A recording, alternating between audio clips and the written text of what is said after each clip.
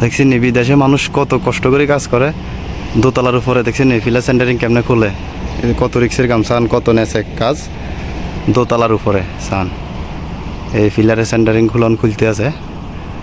আসলে বিদেশ কাজটা মানে রিক্স সান, সবাই দোয়া করবেন আমাদের জন্য। আসলে প্রবাস জীবনটা অনেক কষ্টের। দেখছেন এই যে বাইরের সেন্টারিংটা অনেক কঠিন সেন্টারিং, বাইরে কীভাবে সেন্টারিং করতে আছে সান, সেন্টারিং করে কালকে ডালা দিছি, আপনাদেরকে একটু জুম দিয়ে দিই।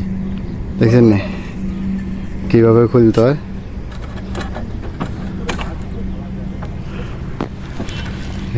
একজনে ধরন লাগে, একজনে করণ লাগে, অনেক রিক্স। তো আসলে প্রবাসীদের জন্য একটু দোয়া করুন আপনারা, কারণ হারা টাইম প্রবাসীরা আসলে কষ্টে রিক্সে কাজ করে, কত রিক্সে কাজ করে একমাত্র যারা করে তারাই বুঝে।